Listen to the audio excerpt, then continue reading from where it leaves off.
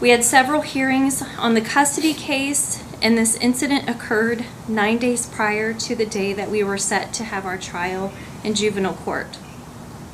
I believe that he had every intention of killing me that day. It was the most terrifying experience of my life. I think about it every day. It has changed the way I think and the sense of safety I once had.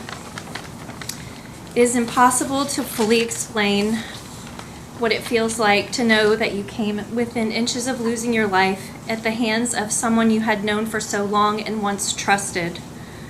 The shot that hit me in the leg was very painful. It was difficult to walk, and I couldn't bend my knee for several weeks. My vehicle was destroyed. It took 3 months for me to replace it, and during that time I had to figure out how to get to and from work and anywhere else I needed to go. This trauma has not only affected me, but my entire family. It has caused a tremendous amount of fear, stress, and emotional strain. We are trying to rebuild a sense of normalcy. Noah's actions that day put my life and the life of several others in serious danger. This will have long-lasting effect on everyone that was involved. I respectfully ask the court to impose a sentence that reflects the seriousness of the crime, recognize the damage that he has caused, and protects the community from future harm. Thank you. Thank you.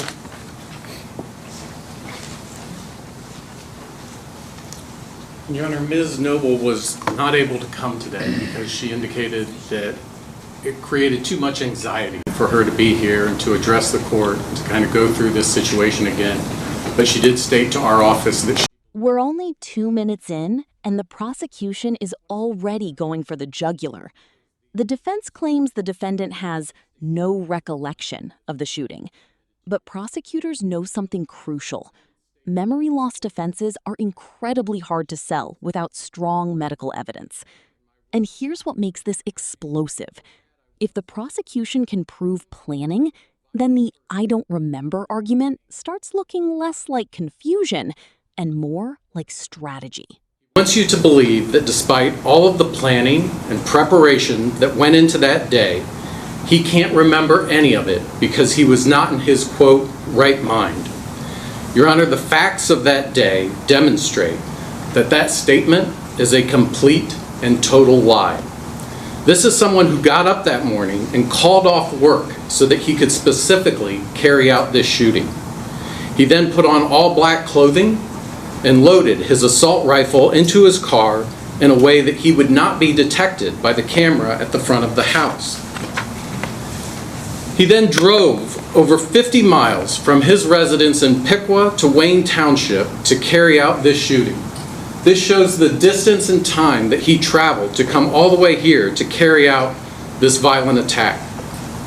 When he arrived in Wayne Township, he concealed himself down a long lane and hid in a tree line for over 20 minutes while he waited for Emily Bear to pass through that intersection. And the reason that he knew Emily would be traveling through that specific intersection is because he had looked at the Life 360 app on his daughter's phone in the days leading up to this shooting, which showed that Emily went home every day during her lunch hour. Once Emily entered the intersection, he fired multiple rounds from his rifle, repeatedly striking her vehicle. Look at that firearm, Your Honor. Look at the ammunition that he was using. And now look at the location of the bullets on Emily Bear's vehicle. All over the doorway. Your Honor, these were all intended headshots. He was not intending to injure Emily Bear on that day. Rather, he was intending to kill her. After striking and injuring Ms. Bear, the defendant continued firing and struck the vehicle directly behind Ms. Bear, which was driven by Ms. Noble, causing her injury as well. To this day, she still has a bullet in her body. Additionally, we know that This is where the case goes from horrifying to absolutely chilling. The prosecution isn't just arguing that he shot at one person. They're painting a picture of total disregard for human life. One victim shot, another injured, a random house hit by gunfire. Legally, that matters a lot. Why? Because sentencing isn't based only on intended harm. It also considers collateral danger, everyone else whose life was put at risk. Translation? This wasn't just a targeted attack. According to the state, it became a That evening, safety he continued to lie, claiming that he was only gone from the house that day for about 10 minutes, and he further told them that the only gun he owned was a shotgun that was used for trap shooting. Think about all of the actions that the defendant took that day, the planning and preparation to carry out this shooting, and the efforts he took to cover up his actions.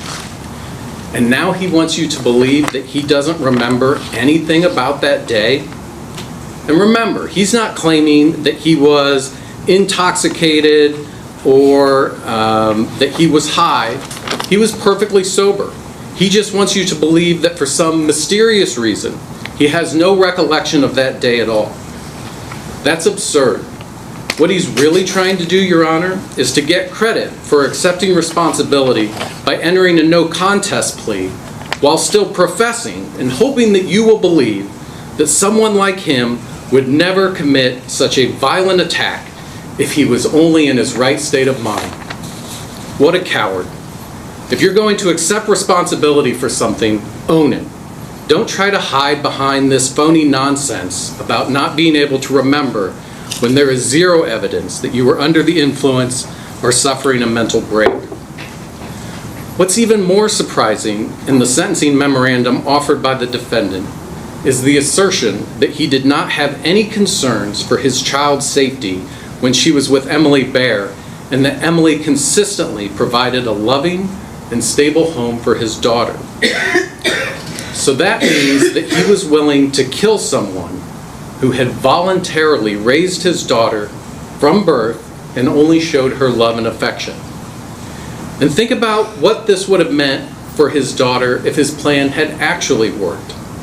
If the defendant was successful, and if things had gone perfectly that day for him, he would have gotten away with murder, and his daughter would have always been left to wonder why her grandmother, her primary caretaker and provider, was gunned down in the middle of an intersection for no apparent reason. That was the defendant's preferred outcome for that day. One of the last things that I would point out is that the factors that the defendant highlights in his sentencing memorandum, demonstrating why he should receive a more lenient sentence, actually makes him all the more dangerous. No one saw this coming. Even Emily, when she was asked shortly after the shooting whether the defendant could have been involved, stated that she did not think that he would do something like this. The fact that there were no outward signs of anger or aggression towards Emily makes the methodical and calculated actions of the defendant all the more concerning. No one thought the defendant was capable of such a violent and senseless plot to murder someone. That's borne out in all of the letters that the court received. Only he knew what he was truly capable of, and because of that, he almost got away with it. Finally, Your Honor, there is one sentiment in the defendant's letter that I actually agree with. At the conclusion of the letter, the defendant suggested to you that 20 to 30 years in prison would not be appropriate for someone like him. And I couldn't agree more. 20 to 30 years is too light for what this defendant did. When you consider all that the defendant did to carry out this attempted murder of Emily Bear, when you consider the fact that a completely innocent third party was shot and injured in broad daylight just for driving her vehicle through an intersection, and when you consider the fact that he fired so indiscriminately and so many times that one of those bullets went into the home of another completely innocent third party, 20 to 30 years doesn't seem like enough for all that the defendant did on that day. Therefore, we think a sentence in the range of 30 to 40 years is more appropriate when you consider all of the facts and circumstances and take into account that he is still being dishonest with this court with that self-serving letter he submitted, claiming to have no memory of that entire day. Thank you, Your Honor. Thank you. Anything from probation? Mr. Booth? Judge, you want us here at the podium? At the podium, please. Yes, sir.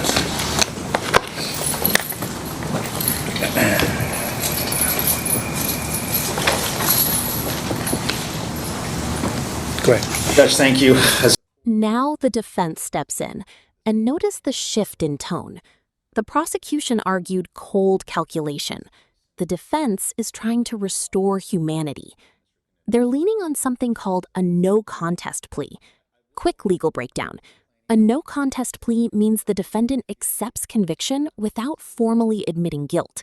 It can preserve appeal rights while avoiding a trial. But here's the problem. In emotionally charged cases like this, judges often care less about technical plea strategy and more about one question. Has the defendant shown genuine remorse? And sentence an individual that's consistent to the circumstance with all other cases that the court has looked at and similar in nature. And I understand this is an allegation of a violent offense, but Mr. Bays did plead no contest, and part of that is, and from a defense lawyer's point of view, is there's an acceptance of responsibility for the purposes of a sentencing, but also he's still maintaining the no contest plea based upon the advice of counsel, and he intends to appeal for the purposes of some pretrial motions that we've had in this matter. So I think I don't want the court to consider that, based upon my advice, that Mr. Bays did accept responsibility for the purposes of writing a letter to the court. I think he should be given credit for that in terms of what he's done, and all the other letters and support that were provided on behalf of Mr. Bays, and ask the court to follow the sentencing, the principles and purposes of the statute in terms of sentencing, and sentence Mr. Bays consistent to what other cases that have come before the court.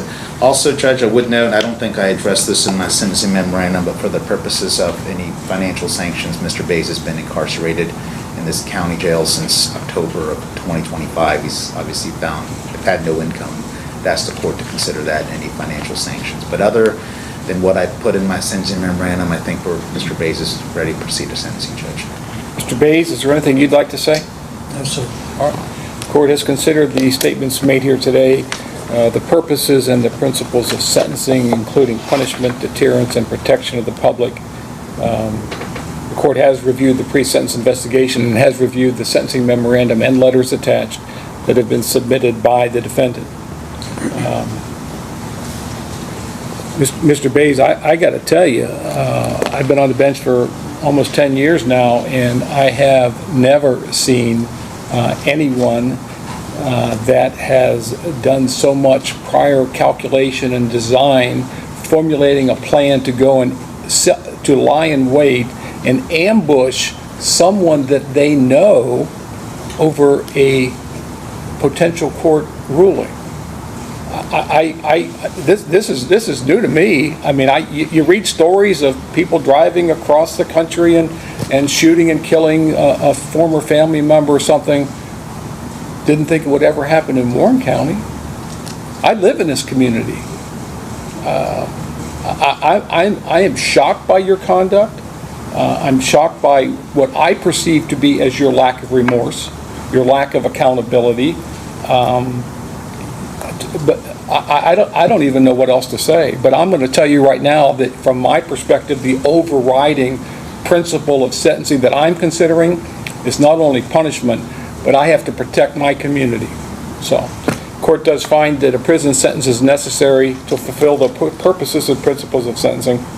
The court is dealing with multiple offenses arising from the same incident. Court does find that counts 1, 2, and 3 merged. Counts 2 and 3 merged. The state electing to proceed on count 1, and as to counts 4, 5, and 6, counts 5 and 6 merge as they are allied offenses of similar import. Into count 4, the state electing to proceed on count 4. So on count 1, the court is going to order you to serve a minimum term sentence of 10 years, a maximum term sentence of 15 years. On count 2, the court is going to order you to serve a sentence of 10 years. That to be, strike that. Let me back up. On count 1, 10 to 15 years plus 3 years on the gun spec. That to be served by law consecutive to the 10 years. On count 4, the court is going to order you to serve 10 years in prison, plus 3 years on that gun spec, those both to be served consecutive to each other and consecutive to count 1. On count 7, the discharge offense, the court is going to order you to serve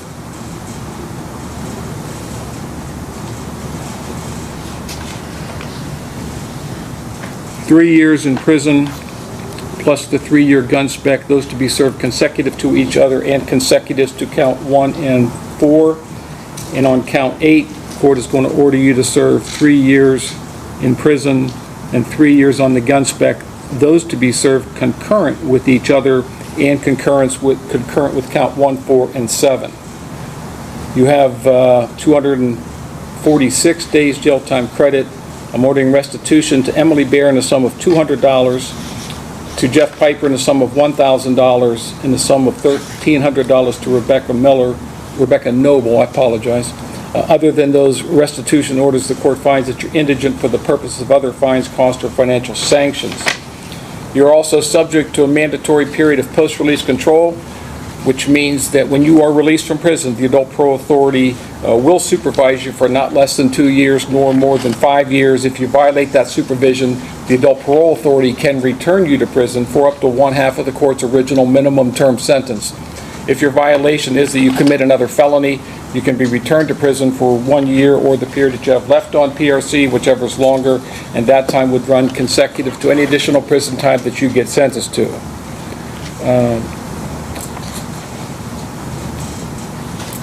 It is possible, these are mandatory sentences, so I'm not going to get into the good time. You have been convicted of or pleaded guilty to a qualifying violent offender offense as defined in the Ohio Revised Code. You are not, have you seen this? Yeah, no, I have not. You have not? You want me to go over this with you on the record? No, thank you. You want to waive it? I'm going to waive reading this. I want to have the probation officer sit down with him and have him sign it. Do you want me to go on the record with it? Consecutive sentences are necessary to punish this defendant and to protect the public from future crime. It is not disproportionate to the conduct or danger posed by the defendant. And these offenses were part of a course of conduct, and the harm caused is so great. Let's decode the legal language, because judges often speak in statute-heavy terms. When he says consecutive sentences are necessary, he means these punishments stack one after another, instead of overlapping. That dramatically increases prison time. But the most powerful line wasn't even the sentence. It was this: the harm caused is so great or unusual that a single prison term would not adequately reflect the seriousness. That is judicial code for this wasn't ordinary violence. This was calculated, extraordinary.